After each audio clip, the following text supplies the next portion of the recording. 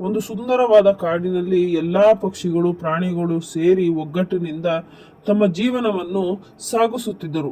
ಇವರ ಒಳ್ಳೆಯ ಸ್ನೇಹಿತರಾಗಿ ಎಲ್ಲರೂ ಕೂಡಿ ಬಾಳುತ್ತಿದ್ದರು. ಇಲ್ಲಿ ಎಲ್ಲಾ ಪ್ರಾಣಿಗಳು ಒಂದೇ ಎಂಬ ಯೋಚನೆಯಲ್ಲಿ ತುಂಬಾ ಸಂತೋಷದಿಂದ ತುಂಬಾ ಖುಷಿಯಿಂದ ಕುಣಿದು ಕುಪ್ಪಳಿಸಿ ನಗು ನಗುತ್ತಾ ತಮ್ಮ ಜೀವನವನ್ನು ಸಾಗಿಸುತ್ತಿದ್ದವು. ಎಲ್ಲಾ ಪ್ರಾಣಿಗಳು ಸಂತೋಷದಿಂದ ಸ್ವರ್ಗಕ್ಕೆ ಕಿಚ್ಚಚ್ಚಂತೆ ಎಂಬ ಬಾಳ್ವೆಯನ್ನ ಮಾಡುತ್ತಿದ್ದರು.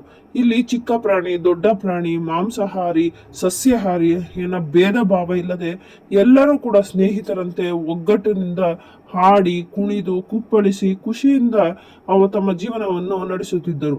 ಹೀಗೆ ಜೀವನವನ್ನು ತುಂಬಾ ಸುಂದರವಾಗಿ ನಡೆಸುತ್ತಿದ್ದ ವೇಳೆ ಅಲ್ಲಿಗೆ ಪ್ರವೇಶವಾಗಿದ್ದೇ ಕಾಡಿನ ರಾಜ ಸಿಂಹ.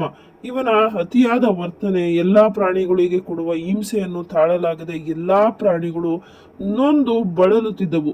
ಹೀಗೆ ಎಲ್ಲಾ ಪ್ರಾಣಿಗಳು ಒಂದು ದಿನ ತಮ್ಮ ಸ್ನೇಹಿತನಾದ ಬುದ್ಧಿವಂತ ಮೊಲನ ಬಳಿ ಹೋದರು. ಅವನ ಕೃತ್ಯಗಳೆಲ್ಲನೂ ಆ ಮೊಲದ ಮುಂದೆ ಬಿಚ್ಚಿಟ್ಟರು. ಮೊಲ ತುಂಬಾ ಬೇಸರಗೊಂಡಿತು. ಹಾಗೆ ಮೊಲ ಒಂದು ಯೋಚನೆಯನ್ನ ಮಾಡಿತು. ಹೇಗೆ ನಾನು ಸಿಂಹವನ್ನು ಈ ಪಾರು ಈ ನಮ್ಮ ಸ್ನೇಹಿತರನ್ನು ಇದರಿಂದ ಪಾರು ಮಾಡಬೇಕು ಅಂತ ಮೊಲ ಉಪಾಯದಿಂದ ಸಿಂಹನ ಬಳಿ ಬಂದು, ನಿನಕ್ಕಿಂತ ಪರಾಕ್ರಮಿ ಒಬ್ಬ ಇದ್ದಾನೆ, ಅವನು ಈ ಕಾಡಿಗೆ ರಾಜ ಆಗುತ್ತಾನೆ, ನೀನು ಅವನ ಮುಂದೆ ಸೋಲುತ್ತೀಯಾ ಎಂದನು. ಸಿಂಹಕ್ಕೆ ತುಂಬಾ ಅತಿಯಾದ ಕೋಪ ಬಂದಿತು. ನಾನು ಅವನನ್ನು ತೋರಿಸುತ್ತೇನೆ ಎಂದು ಒಂದು ಕೊಳದ ಮುಂದೆ ತೆಗೆದುಕೊಂಡು ಹೋಗಿ ನಿಲ್ಲಿಸಿತು. ಆಗ ಸಿಂಹ ತನ್ನ ರೂಪವನ್ನೇ ತನ್ನ ಪ್ರತಿಬಿಂಬವನ್ನೇ ನೋಡಿ ಆ ಬಾವಿಗೆ ಹಾರಿ ಸತ್ತು ಕೊನೆಗೊಂಡಿತು.